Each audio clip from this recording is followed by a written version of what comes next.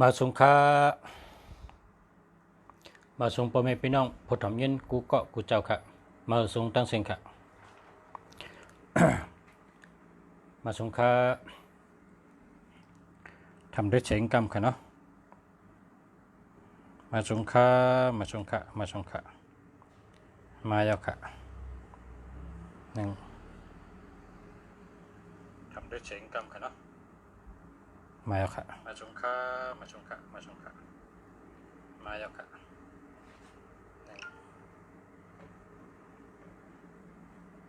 มาแล้วค่ะ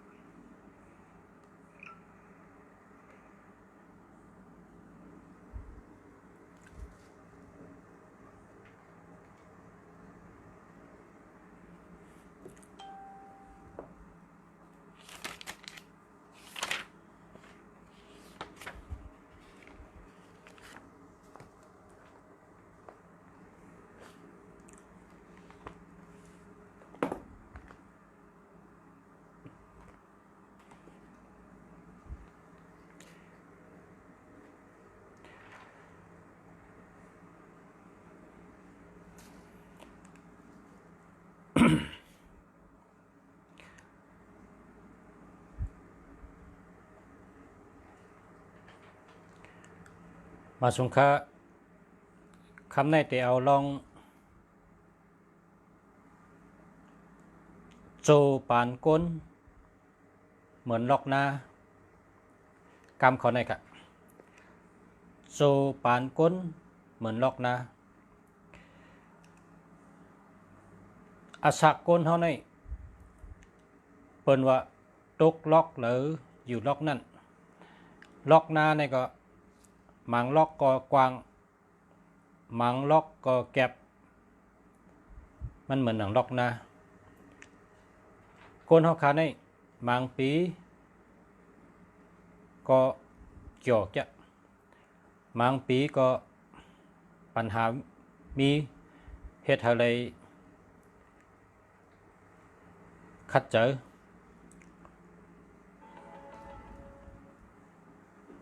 เป็นจังไหนคะสภาวะเมื่อกลางวันได้ลัดไว้ว่าก้นอ่องมันเขาเฮ็ดเกาเมลนะครับก้นอ่องมันเขาในเฮ็ดเกาเมลข้อที่หนึ่งก้นอ่องมันเขาในเขาลัดว่าป้อใครป้อเขาไปอยู่ดีแคมโลไลออกแห้งนะป้อเขาไปอยู่ดีแคมโลไลออกแห้งการออกแห้งนั่นมีกูลายใครจอกจึกก็เลยเคยแลนก็เลยเคยเต้นเคยกะอันเป็นห้องว่าเอโรบิกอันว่านั่นก็เลยโลเลยออกหือออกแห้งเพราะออกหือออกแห้งเพราะหือเขาจื้มไว้เมื่อไหร่ก็บอกว่าไปอยู่ดีเขาแคมเพราะเขามีไปอยู่ดีแคมโลเลยออกหือออกแห้งนะครับก้นออกมันเขาลัดเย้าก็ป๊อปเขาขึ้นใหญ่มาสูงป๊อปเขาปกป้องน้ำกัดตัวเก่าก็อย่าไปอยู่ไรเฮาเล็บเห็นเฮาเห็นหูพอเล็บเห็นพอเห็นหูเย้าเฮาเฮ็ดตัวทบเฮาเฮ็ดกำเดียวพอเหมือนจังหนังสลาเปตังตอกบันว่าปีติมาในจิวลีลาบลีนาเพราะเจ้าเก่าซ้ำอยู่หลายกินหลายอ่ำคัดเจออ่ำเล็บเห็นอ่ำเฮ็ดการเป็นก้นขั้นซ้ำไปว่าจิวลีลาบลีตันใดก็เจ้าอ่ำปนทุกขาเลยก็ว่าตัวเจ้านั้นคัดเจออ่ำเฮ็ดการเป็นก้นขั้น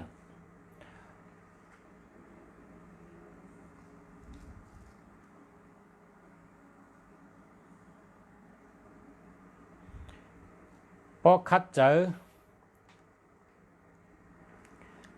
กำไตเขาในเป็นว่าผีแกนอ่ำเป้ผีนกเอานกตึก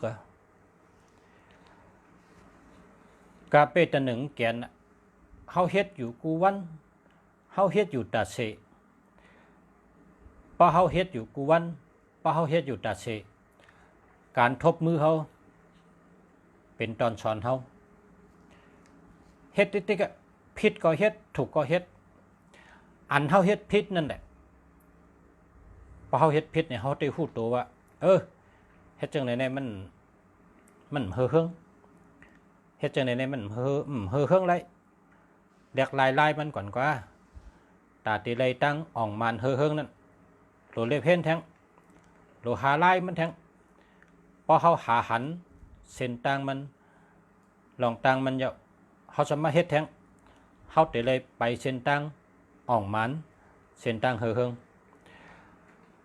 อย่าไปอายอย่าไปโกเฮ็ดติ๊ก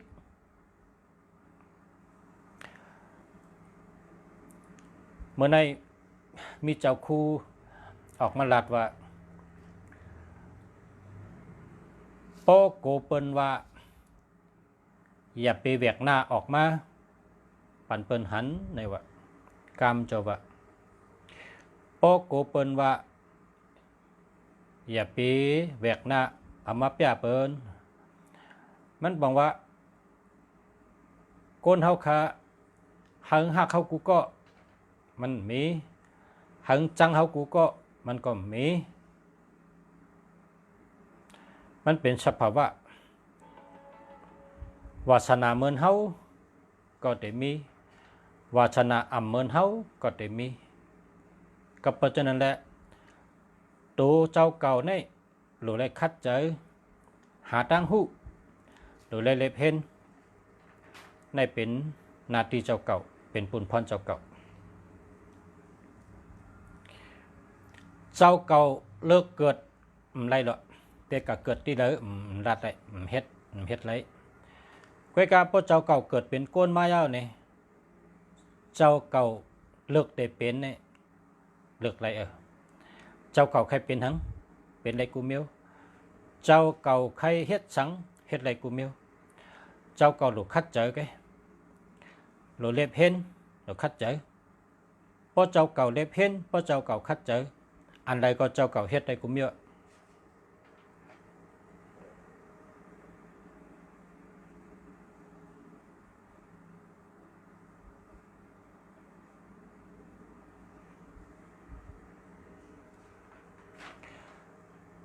อันนี้เป็นข้อที่หนึ่งนะ6ข้อได้ลัดว่าพอเขาอยู่ลีเขาออกแห้งพอเขาขึ้นเยอะเขาเล็บเห็นไหนเก้6ข้อที่หนึ่งข้อที่สอง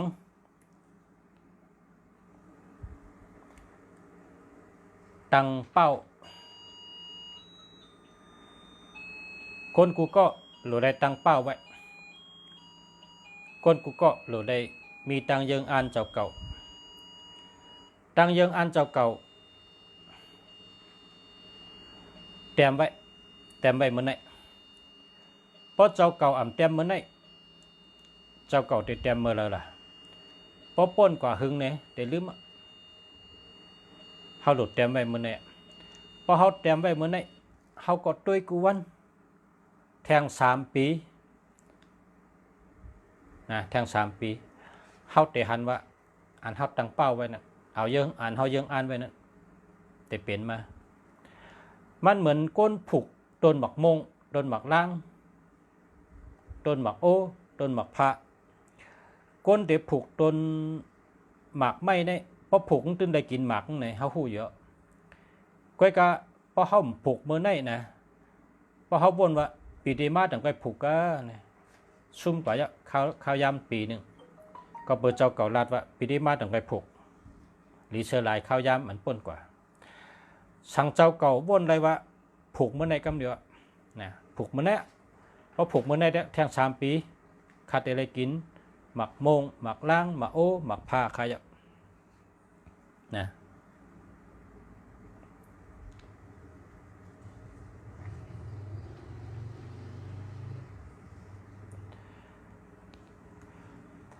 แล้วก็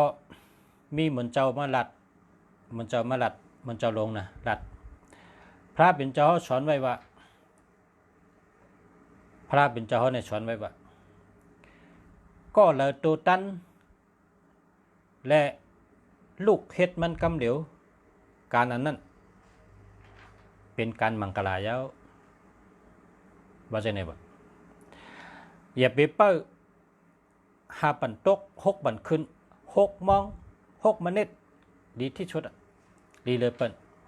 อันนั้นก็9 มอง9 มนิดดีเลยเปิ้นอย่าไปเป้าปอดตันเอาในเฮ็ดกำเดียวนั่นน่ะดีเลยเปิ้นเป็นมังกรจังว่าตะเปพระเป็นเจ้าในลีตาเสเจ้าเสียเฮาเจ้าเสียเสียจาเนี่ยนะมันเจ้าหลอนตะเลียวเนี่ยคนสิปอ อันสอนปันไปต่างกะลาเฮาเนี่ยสอนเตียนอังเนี่ย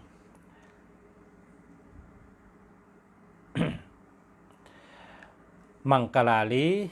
มังกรเมียดอันในเป้เปิ้นหมดแล้วไหนวะมันจะว่าจังนั้นเมื่อเตงเจ้าว่าปี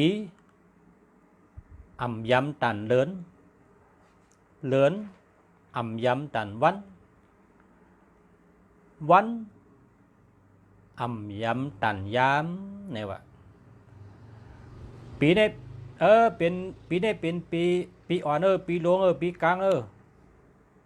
มันไปตันเดินได้เป็นเลินลาดตามไหนก็มันไปตันวันกันมันได้เป็นวันเปียดไหนก็มันไปตัน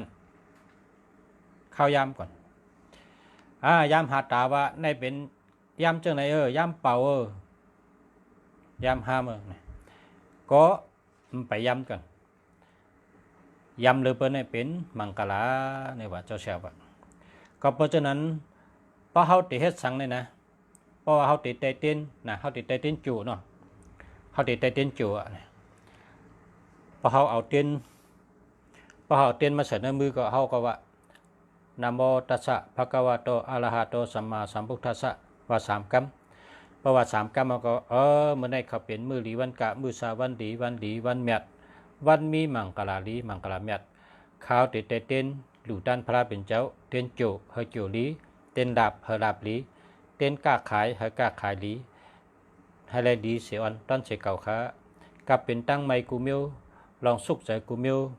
ปัญหาปัญหากูมิวพอไพ่เต้นรับก็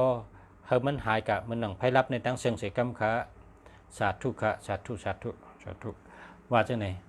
มันเป็นมังกรลีในวะเจ้าชาวะเจ้าชาเชจะแต่ข้างดันไปละแล้วก็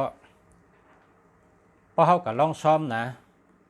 พอเฮากับเฮ็ดเข้าดีพระวันกับล่องซ้อมพอเฮาขึ้นจ้องมือกะเจ้าชาเฮาก็มาตะกะเมื่อในวันดีมังกรลีมังกรเมียดตะกะเขาเอาตั้งเข้าดีพักวันมาลองซ้อมลองปันหลู่ตันกลับถึงพระเมียดตระเมียดสังขารเมียดตั้งอกตั้งใจครับพรน่ะเจ้าชาเขาปันสเปดิโอเขาก็ยินหอมจมเน็ตฉัก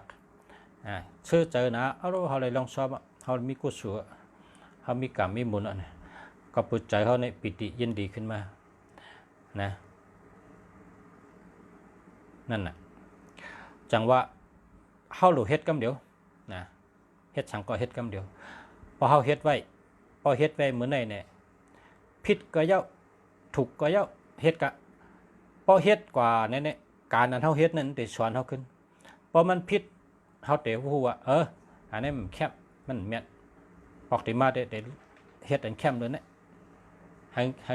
แคบเลยนะกะมันเป็นจังนั้นข้อที่2ในเขาว่าตั้งเป้าไว้มีตีเยิงอ่านเตรียมไว้แล้วก็อ่านกูวันนะอันนี้คนออกมานเขาเจอนะเขาว่าเฮาเตรียมไว้ก็เลยเฮาหันกูวันเตรียมไปซื้อหน้าเฮากำเดียวเพราะว่าเฮานั่งในออฟฟิศเพราะว่าเฮานั่งในรูมนะเพราะว่านั่งในรูมเฮาก็เตรียมไว้ตีเฮานั่งในกำเดียวทางยังอ่านเฮาเนี่ยเพราะว่าเฮาเฮ็ดการเฮาก็เตรียมเถิดทวงเฮาป้าไปด้วยแต่เสเพราะว่าเฮาเป็นคนเดะเฮาก็เตรียมเถิดท้องเฮา เขาแต่มีปรับเล็กๆอันนึงปรับอันจอมทองเนี่ยโน้ตบุ๊กเนี่ยปรับเล็กๆอันแต้มไว้เขาอ่านกวนเขาตัวกวนพอเขาลืมเนี่ยเขาแต่เป็นหนังตั้งยังอ่านทั้งตั้งยังอ่านในก้นออกมานเขาว่าหางมันขึ้นมาก่อนหางมันหันมาในตาเขาหางมันอยู่ในกระโหเขาหางอันเขาเคยเป็นนะ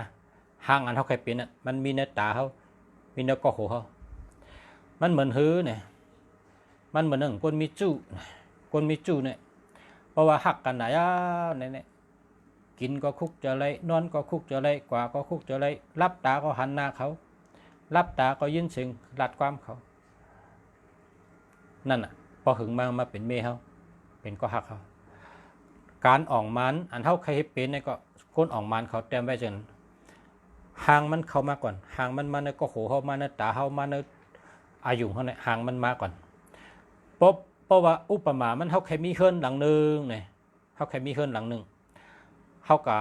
วนว่าเขาแต่อ่านมีเฮิรนหลังนึงพอมีเงินเขาแต่ซื้อตีเขาแต่เฮ็ดเฮิรนเสามันหลายต้นปัดแตงมันหลายหูพักตูมันหลายหูเฮิรนแต่ไหวตั้งเลยเข่งพลาแต่ไหวตีเลยห้องหับแขกแต่ไหวก็เลยส่องไพ่แต่ไหวก็เลยตีอาบน้ำแต่เฮ็ดจังหือตีนางเรียนเฮ็ดจังหือในสวนในได้ผูกหางลายในแวงในได้เอาหางมาผูกลายเนี่ยเมื่อเขาวนอยู่ในก็โหเขานั่นน่ะเพราะเขาวนตาเสเนี่ยห่างอันเขาวนนั่นมันได้มาอยู่ในก็โหเขาอ่ะได้มาอยู่ในก็โหเขาอ่ะ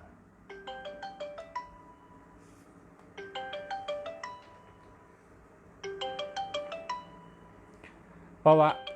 ว่าห่างอันเขาวนกูวันนั่นเพราะห่างเขามาในตาเขาในก็โหเขาไปไหนเขาจะได้เฮ็ดเตะเขาจะได้เป็นเจ้าของเฮิรนหลังนั้นเตะพอเขาเลยมีเงินในเขาก็ซื้อเตะซื้อตีลินเขาก็เฮ็ดเฮิรนเมินหนังอันเขาไหลบนไว้นั่นเหมือนนั้นดีๆก็เพราะว่าเฮิรนในเขาเจนจาไว้อ่อนตังเขาวนไว้อ่อนตังหางมันจะบ่ขึ้นมาในตาเขาในก็หัวเขาตีเหลือมีพักตูตีเหลือมีปะแตงตีเหลือมีเข่งพลาตีเหลือมีช่องไผ่ตีเหลือมีตีอาบน้ำตีเหลือมีตีฮับแขกในสวนมีแห่งหลายๆเนี่ยเขาพอเฮ็ดไว้ในก็หัวห้อนตั้งน่ะมันเปลี่ยนมาจากนั้น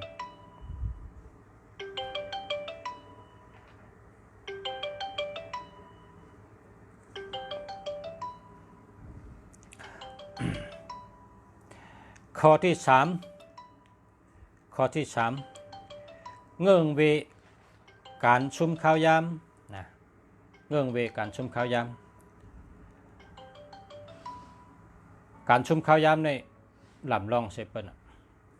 มังปอกในเขาหลุดเหตุการณ์เน็ตพอเขามายิบพงเขาเลยเขาจะหน้าพงเขาได้ซ้ำมีข่าวขึ้นมาเขาอ่านข่าวนั่น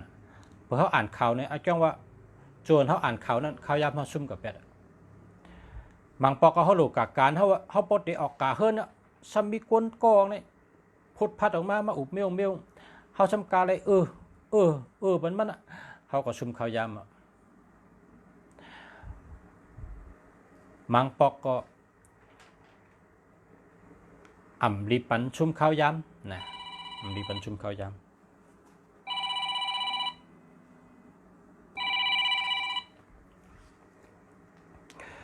ข้าวยามในอ่ำรีปันชุมโหลได้เงื่องเวนะโหลได้เงื่องเวลองชุมข้าวยามในข้อที่3ข้อที่4เผอมันเฮอมีลายไผ่ลายตั้งในข้าวยามเดียวกันอันนี้นะเราเฮ็ดเราคัดเจอเราปกป้องเผอก็จะเฮอมีลายไผ่ลายตั้งในข้าวยามเดียวกันมันนั่งกินเงินเดือนเนี่ยตั้งกาก็เราเฮ็ดหรือเสียตั้งกาเฮ็ดต่างเบี้ยก็เราวนเราเจนจ้าเราได้เพนนั่นน่ะเป็นคำว่าลายมีหลายตั้งข้อที่5การเรียบเพนเขามีแต่เสเพราะเป็นก้นออกมาใน 1 วันเนี่ยเขาอ่านดิกนี่นะ1 ชั่วโมง1 วัน 1 ชั่วโมง1 วัน 1 ชั่วโมงเขาอ่านเขาไว้เวลาตัดได้อ่านดิกเขานั้น1 วัน 1 ชั่วโมงแล้วก็1 วันเนี่ยมี30 นาทีเขาได้เล็บเพนแบบนักเขาตั้ง30 นาทีเนี่ยเขาไว้ตะเขาย้ำเล็บเพนเขาให้เงินตั้งไว้ที่การตัดตัวเขาเล็บเพนตัดสิการเล็บเพนเนี่ยเขากึดดื้อค่ะฉันไปว่าเขาเห็นมาสูงจำพอออกมาสูงนำหนาวก็คำกึดค่ะคำลือค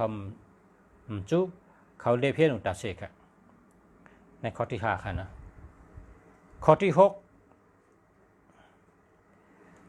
ตั้งหยุ่มเผอตั้งหยุ่มมันอย่าไปห้ามกันก้นออกมาใน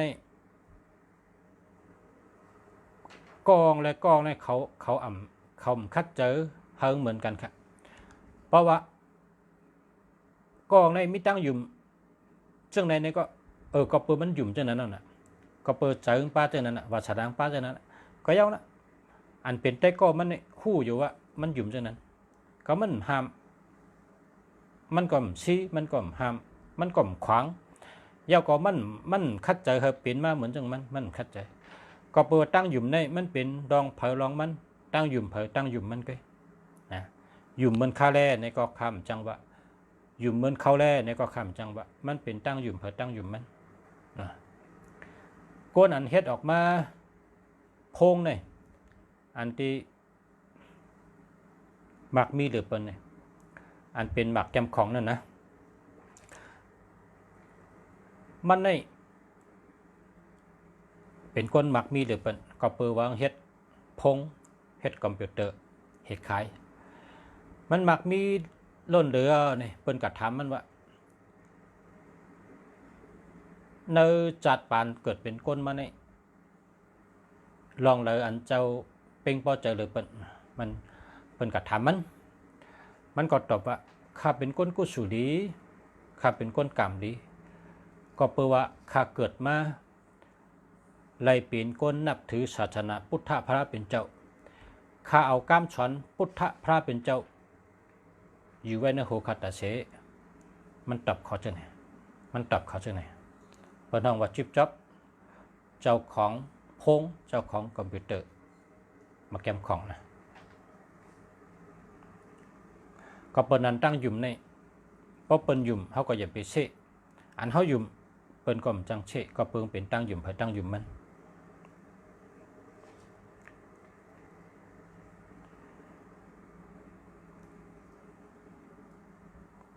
ข้อที่7เนี่ยเลิกเหตุการณ์อันเจ้าเก่าเกี่ยวเลิกเหตุการณ์อันเจ้าเก่าเกี่ยวกามคนในแนวใต้เขาก็มีอยู่ครับแนวใต้เขาว่าวาชนะเผอวาชนะมันวาชนะในย่ามไรจิจนาในย่าไรอันว่ากามใต้เขาก็มีอยู่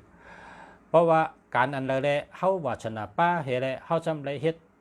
แมนจำวาชนะเขาไหนมันโจน่ะมันโจน่ะเขาก็เล็บเพ้นเหี่ยวเลยปกป้องคับขึงเล็บเพ้นปกป้องคับขึงให้มันดีเชียวอันต้นเฉยเก่าให้มันขึ้นใหญ่มาสูงในเป็นรองเจ้าเก่าเกี่ยววาชนะเจ้าเก่าป้าในกามสอนก้นออกมานเขาได้เขาลัดว่าเห็นหูอันเจ้าเก่าเกี่ยวนะเห็นหูอันเจ้าเก่าเกี่ยวมันบอกว่าเมี่ยวเลยเจ้าเก่าวาชนะป้าละนะก็เฮ็ดเมี่ยวนั่นเพราะว่าพระเจ้าเก่าได้เฮ็ดแมนจ้อมวาชนะเจ้าเก่าก็ได้มีตั้งเสื้อเจอและได้มีตั้งคัดเจอย่อก็ติดขึ้นอย่ามาสูงข้อที่8ปักเปิงการวางแผนยืงหมาย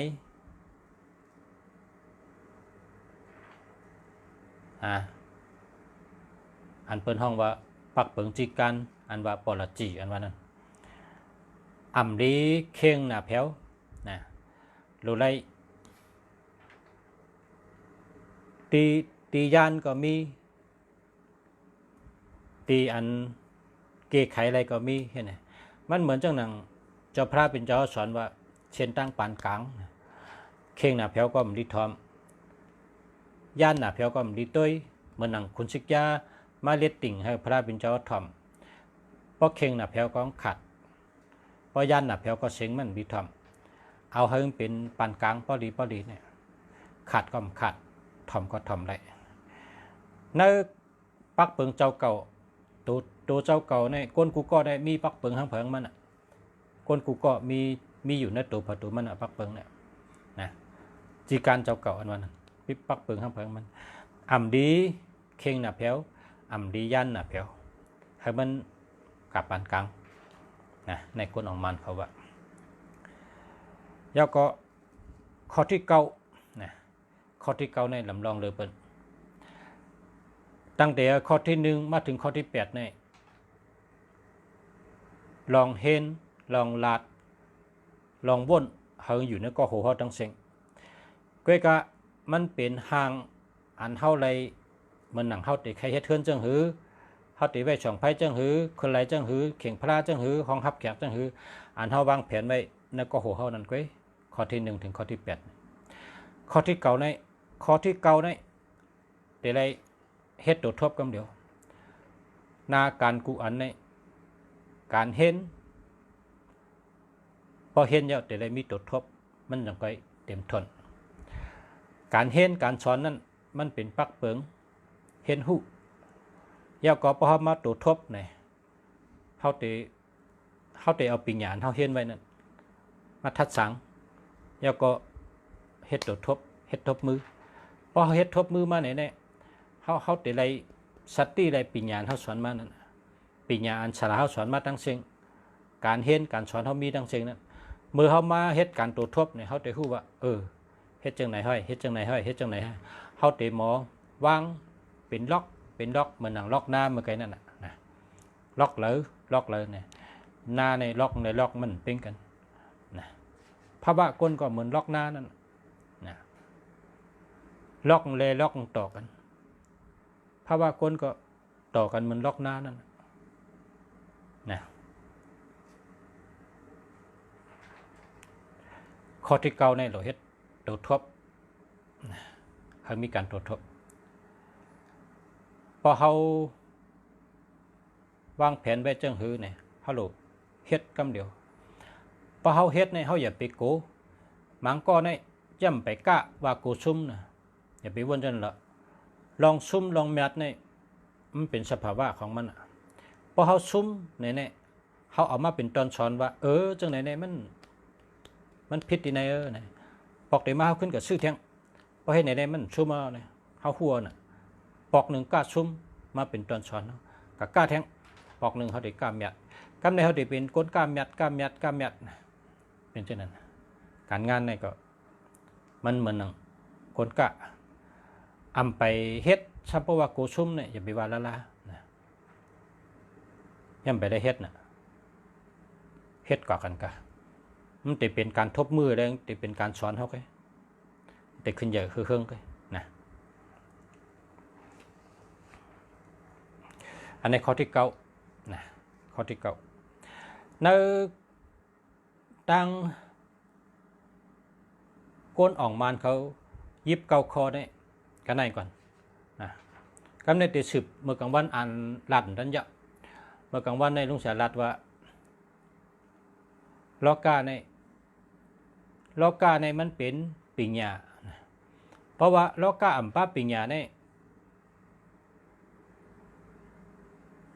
ปาหันเขาติปากันตกเต็มนะลอกาในหลุปปาปิญญาเหมือนหื้อเนี่ยฉลาเขาในลัดว่าเมืองเขเนี่ยเปิ้นเฮ็ดสังซีเนี่ยเฮ็ดชบมันกว้างมันเตะได้กินน้ำได้กินเดิงอาทิเปียงป่องมาจังไหนอันเฮ็ดบ่ฮู้เยอะๆนี่เฮามีปัญญาเฮาอย่าไปกับตัวสังซีเต้นั่นเพราะสังซีเต้เนี่ยหูก็มันเยอะชบก็มันเยอะก็หือนะก็น่ะเฮาดูเฮ็ดเอาเฮงว่าอันนี้เป็นสังซีกวนบ่นให้เฮ็ดชบมันเยอะได้กินเดิงกวนในบ่ชบกว้างหากินง่าย พอชบแก็บ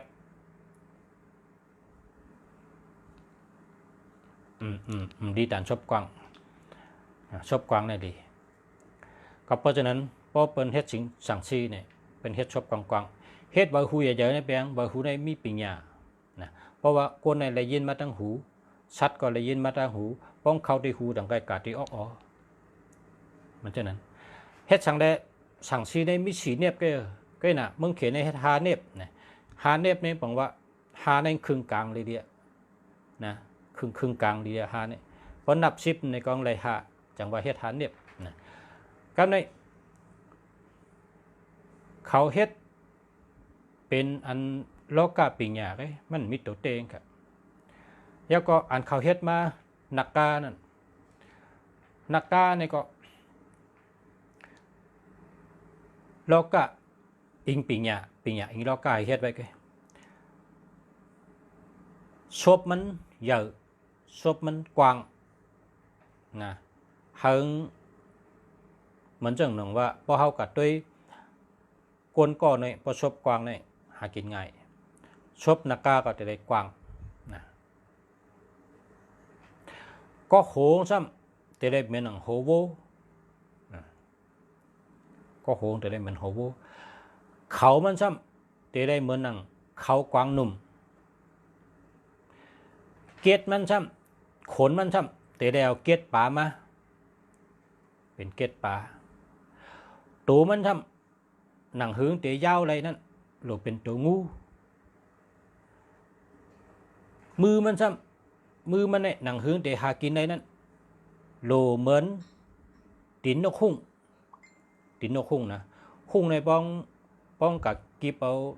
อาหารมันเนี่ยมันเน็บมันแก่นอ่ะลูกเหนือผ้าให้ลงกว่ากีบเอาใช่ไหมเอามาปิ่งหยาแล้วก็ให้มัดต่อกันนะเป็นจะหลูปะเนี่ยในกรรมปาลีว่าเป็นจะในปังว่าหะหลูปะในปังว่าหังนะเป็นจะหลูปะมันเป็นหังมังกรหามิวนะเป็นมังกรหามิวจังว่าเป็นมานักกาและมีอังกาลักษณะเฮ็ดจังและเฮ็ดจังนั้นเนี่ยมันเป็นมังกรกูอันพอคนเขาเอามาเขาป้อยเนี่ยก็ชบมันก็กว้างหนวดมันก็ยาวเขามันจำเป็นเขากวางหนุ่มในมันปลายมันอ่อนบมๆให้พอคนกินเนี่ยเป็นยาแห้งเขากวางหนุ่มโหงเป็นโหโวนะตีนนั้นเป็นตีนนกหุ่งนกอินทรีน่ะนกหุ่งนกขังเลาะนกหุ่งตัวมันเป็นตัวงูเนี่ยมันใหญ่หรือมันยาวหรือมันเกล็ดมันเป็นเกล็ดปลาเพราะว่าปลามันอยู่ในน้ำมันปั่นตั้งกัดเย็นเนี่ยฉลาดเขาลัดจังไหนเฮ็ดทางแรลุงชาเอามาลัดปั่นพี่น้องใต้เขาทำก็ว่าพี่น้องเขามือกระป่นมาในลอกาในอันก้นดิ่มหูในมีน้ำน่ะก้นหูลอกาในน้ำลุงชาไล่กะหันตีหนึ่งก๊อกโหซัดเถินเนี่ยเขาเอามาเฮ็ดโหโต้เขาว่าอันนี้มันพิษนะมันพิษลอกะก่อนนั้นในมันหู้ค่ะมันหู้ลอกะเฮ็ดมันเอาโหซัดเถินเนี่ยมาเป็นโหโต้ก้นอ่ำหู้ลอกะบัดเด้อ่ำหู้นั่นน่ะโหลเฮ็ดแถวป้อมหู้นั่นโหลเฮ็ดป้อมหู้ในโหลถามป้อมหู้ในโหลเลเพน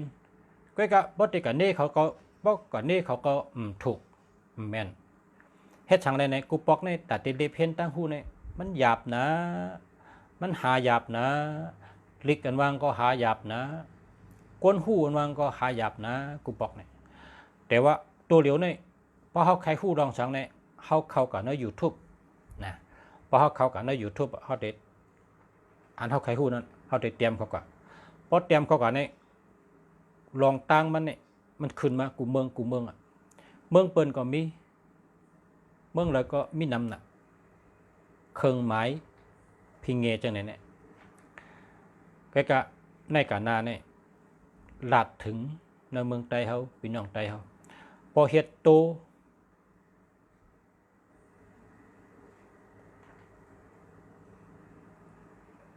โลซบกว้าง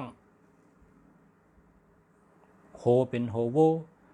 เขาเป็นเขากวางหนุ่มอย่าไปเฮ็ดแหลมป้องแหลมนี่อามิวแหลมนี่ดีนะอามิวแหลมนี่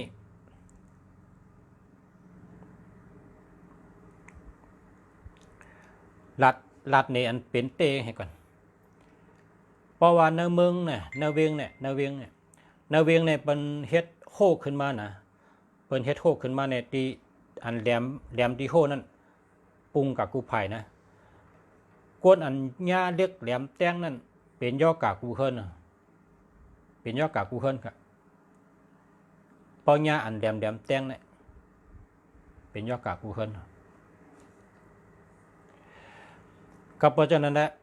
แหลมเนี่ยแต้งกว่าตั้งเปิ้นก็เป็นแต้งมาตั้งเฮาก็เฮาเป็นอันแหลมในตึ้มดีเพราะชื่อโฮอันเฮ็ดโฮในมันโหลได้ขึ้นชื่อๆแกเพราะเป็นอันแหลมก็เฮิงแหลมขึ้นชื่อๆแกอย่าไปเฮิงมีอันแหลมกว่าตั้งเปิ้นอย่าไปเฮิงมีอันแหลมมาตั้งเฮิรนเฮาเพราะมันแหลมกว่าตั้งเลยเนี่ยเป็นยอกาทีเดียว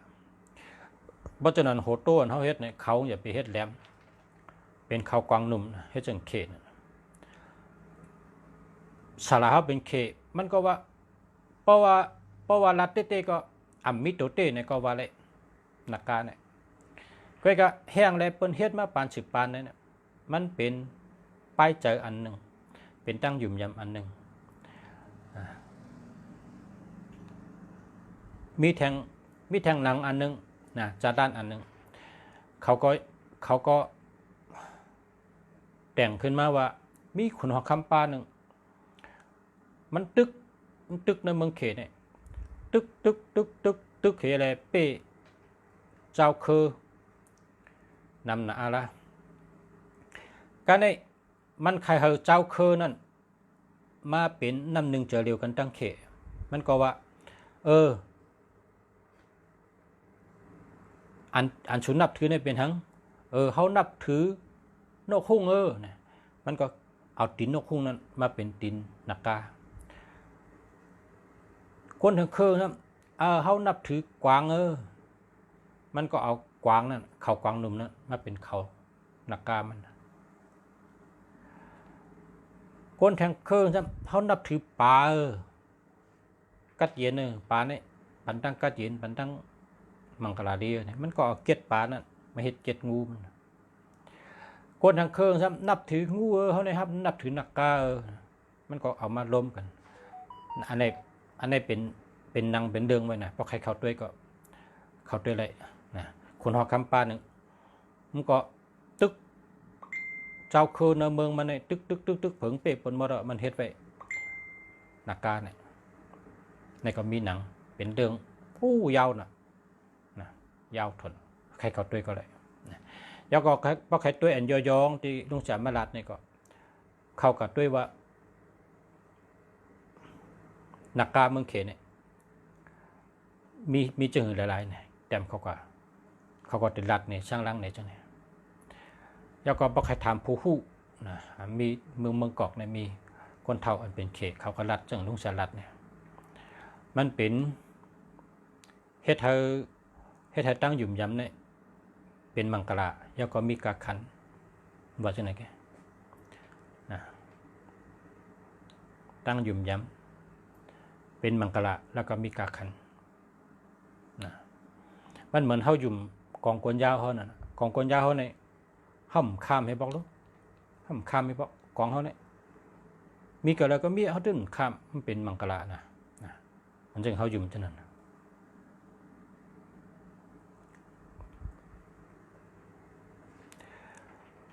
แล้วก็แทงอันทำ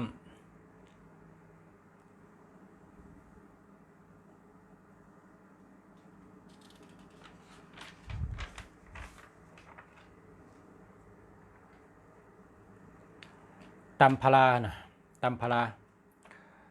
พอเขาตำพลาเนี่ยเพราะว่าเขามีพลาไว้หลายชูก็ดีตาชูนึงนั่นเขาเอาไว้ชุงเลยเป็นนะตาชูนึงเขาเอาไว้ชุงเลยเป็นมันเหมือนก้นเฮือนหลังหนึ่งมีเงาเฮือนมันเหมือนหนึ่งจ้องหลังหนึ่งมีเงาจ้องมันเหมือนเจ้าหนังมุกจุ้มหนึ่ง มีเงามุกจุ่มชูหนึ่งเขาตรงไว้เยอะเลยพอเขามาด้วยอันนี้ได้เป็นอาลามเมืองลาวเนาะอาลามเมืองลาวเนี่ยเนื้อกลางมันเนี่ยตีเยอะไว้ครับ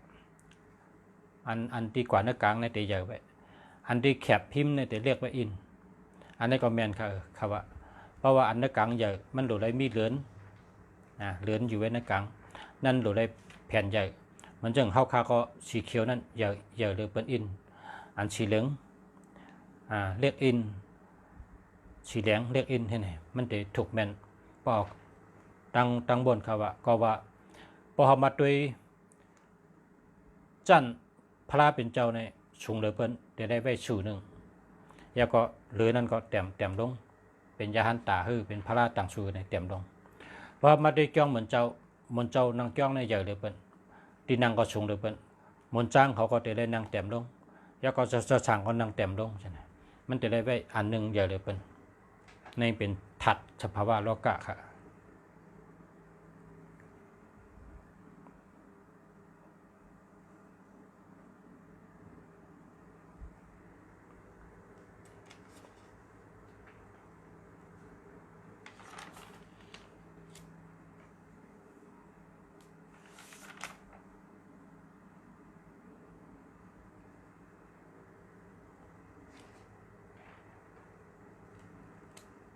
เอากันได้ก่อนนะอันพอแต่อ่านทางกรรมแต่ยาวกว่าก็สืบแข่งเนาะเอากันได้ก่อนย้อนสู้เหอะผมเป็นพี่น้องผู้ถ่อมยี่น้องเขากูเกาะกูเจ้าอยู่ดีกินหวานเหตุการณ์ขึ้นใหญ่มาชงอยู่ดีมีเงินทางดีคือปืนกูเกาะกูคนค่ะขอบใจค่ะขอบเจอใหญ่น้ำขอบใจกูเกาะกูคนค่ะเนาะขอบใจค่ะมาชงค่ะ